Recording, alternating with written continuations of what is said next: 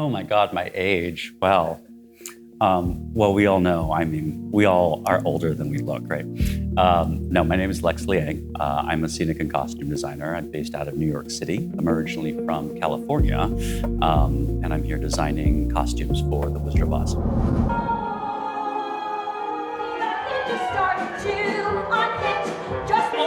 What happened then was rich.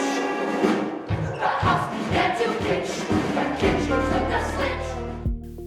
Well, I mean, The Wizard of Oz is obviously it's a classic movie, and it's been translated into various different medium. So when Rick had asked me to design The Wizard of Oz, I originally was hesitant just because people have different expectations now, and they, generationally, you've got older folks who associate with the original MGM movie, and you've got the younger generation who associates it with Wicked. Audiences will have to wait and just see the show.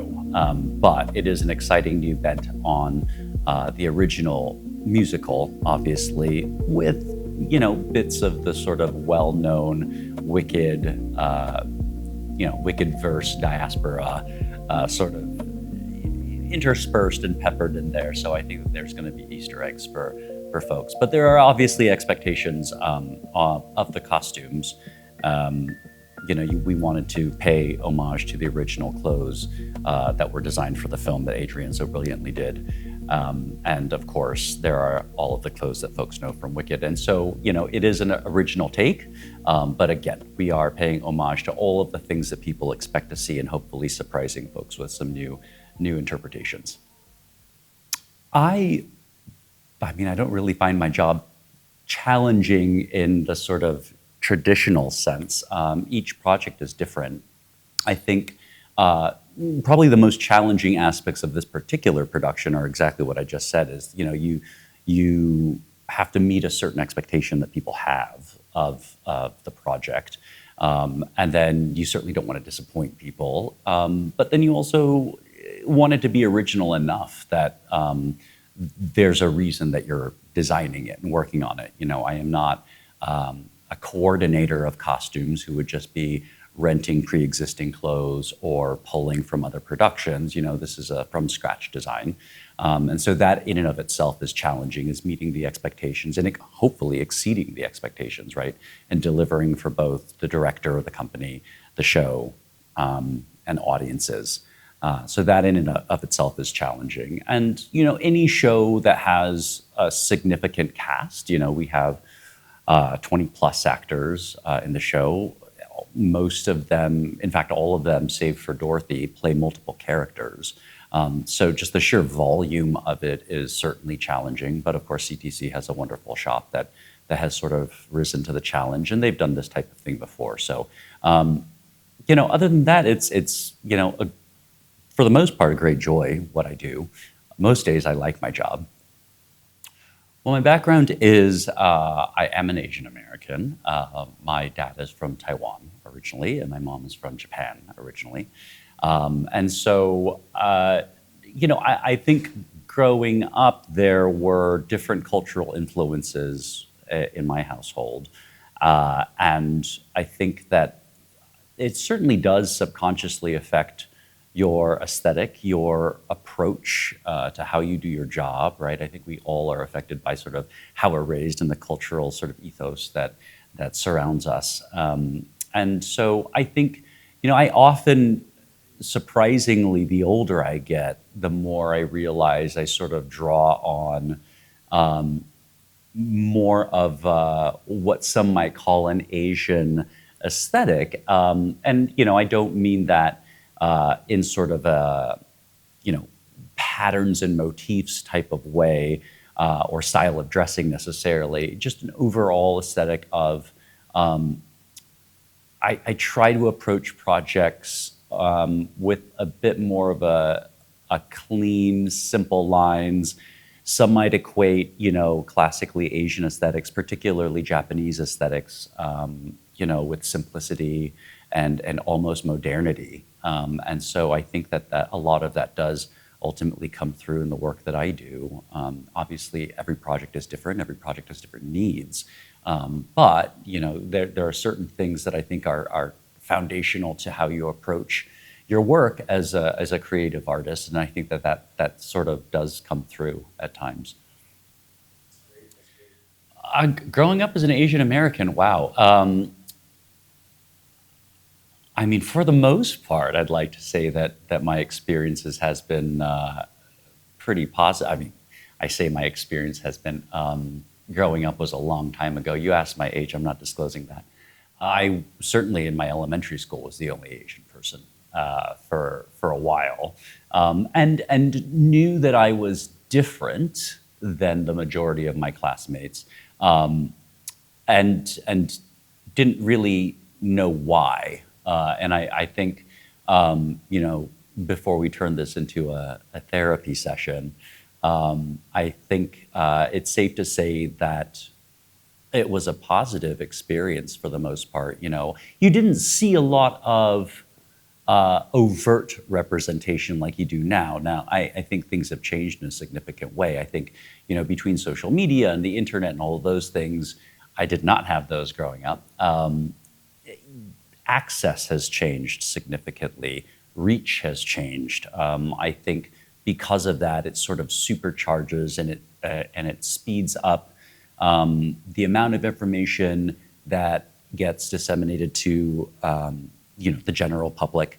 It also amplifies and elevates voices of those who might not otherwise have an audience. I think that that's a really great thing. I mean, for all of the issues that I have with social media, I think that one of the great ones is, or one of the benefits of having that accessibility now is exactly that, is we can access a greater sort of spread of information, and specifically to folks who might not otherwise feel seen or heard, might not feel like they have a voice, might not be able to feel like people can relate to them or they can relate to other people. I think that it gives us an opportunity to connect with those that we might have foundational cultural, racial, ethnic similarities with, that I think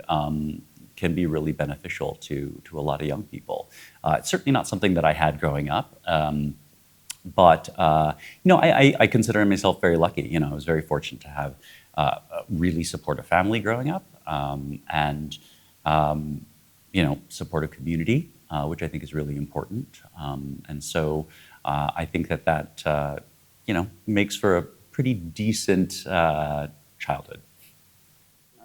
Yeah, and it's interesting because in terms of how I grew up, and my cultural environment, coming from an Asian American household, I don't know specifically what aspects of that might have influenced my work. What I can say is, I've told my students in the past, I tell people, anybody who's going to listen who thinks, oh, you design scenery or you design clothes for a living, how fun. And, for the most part, it is quite fun. I would say less than half of my job is design. The majority of my job is personality management. I'm dealing with various different collaborators from different backgrounds. I'm dealing with, artists from all walks. I'm dealing with an audience. I'm dealing with press and marketing people. I am dealing with different staffs everywhere I go, various different teams, and of course, dealing with actors who are allowing themselves to be incredibly vulnerable. And I think growing up being othered in any way, right? Not saying that in a negative way or necessarily a positive way, but I think growing up being othered, you're acutely aware of differences and you're acutely aware of judgment and being compared. And I think having that experience definitely imbues my approach to dealing with truly anyone, but particularly with regard to my job, a certain sensitivity in a fitting room, for example, when someone isn't particularly comfortable with their body or how they look, or how the world perceives them. And you do have to and it's a safe space, it's a private space, right? So The goal is to create an environment where that performer that everyone is going to see do their job and be charismatic and so talented on stage and produce the best work that they can. When they're in a fitting room, it's shocking to most people to learn that they're just as vulnerable and just as shy and just as have just as many issues, as the rest of us. And I think what it comes down to, it doesn't really matter if you're an actor or your profession expects you to be someone on the outside where maybe privately you're different, or if you are an Asian American or of other racial backgrounds that may have, for whatever reason made you feel othered in a way. I think that, at the core of us all, right, we're just people, and we all have our own issues, and we all have insecurities, and we all feel less confident some days. And so often my job is to make someone feel as comfortable as they can, in that vulnerable space, and really drawing from, I think, all the lessons that I've learned growing up othered and feeling different, and really allowing another person's sort of vulnerability to be held, and for them to feel safe, and for them to feel like they can share and trust me to do my job so that they can look and feel the best that they can so that they can do their job. And I do think that a lot of that sort of sensitivity comes from, not growing up like, the Abercrombie and Fitch model looking white dude quarterback, whatever you have, surfer guy, skater guy from, where I was from.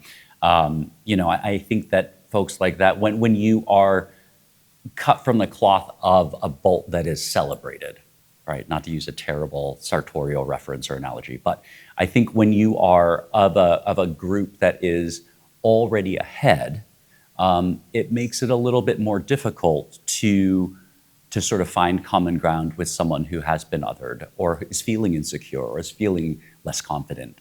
So I do think that certainly influences my work a lot. I really like that. It's more, how you mentioned, it's more how people feel safe rather than just what everybody thinks. So Right. I like the way how you reference the fitting room. I think that was really nice. The fitting room? Yeah. It's where I do most of my work. It's really nice. I know a lot of secrets. That's really good. All right. What message would you want people to take away from new Asian Americans? What message would I want to take? What I want people to take away?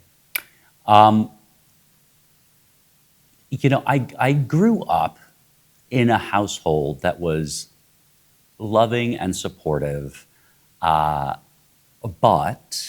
also sort of enforced this idea of working hard, keep your head down, don't make waves, be the best that you can be. As my brother liked to call it, we were just like people ninjas, right? Like you get in, you do the job, you don't make waves, you sort of get out. And there is a truth to that. I think that there is something to be said about being able to be stoic at times, being able to, not make waves, not ruffle feathers. But it's really inspiring to see younger generations who are standing up for what's right and making their voices heard. And I think that there's a balance to that, right? I think that it's not an Asian saying, but you catch more, flies with honey than you do with vinegar, something like that. Again, it's not an Asian saying, so I don't really know it. So I think that I would hope that folks from a background similar to mine understand that being different is not an inconvenience. It is not, less than. It can be a strength if you really harness it. And it's up to you sort of to channel that type of energy and channel the calm, channel the stoicism, channel all of the lessons that you learn, right, from that, while also making your voice heard and, being as diplomatic as you need to be in order to make things happen. So I think, celebrate your difference, celebrate other people's differences. And just be true to yourself. I think that, again, it doesn't really matter what background we come from. At the end of the day, we're all humans, at our core. And I think the most important thing is to be true to yourself and to be kind to others and to create a wide enough berth that others can step through, but you don't get trampled. Do I have any secrets I want to tell about being successful? Well, no, because then it wouldn't be a secret. Here's what I will say. The question being, right, are there success secrets? I think we need to, as a society, really sort of reevaluate what it means to be successful. And had you asked,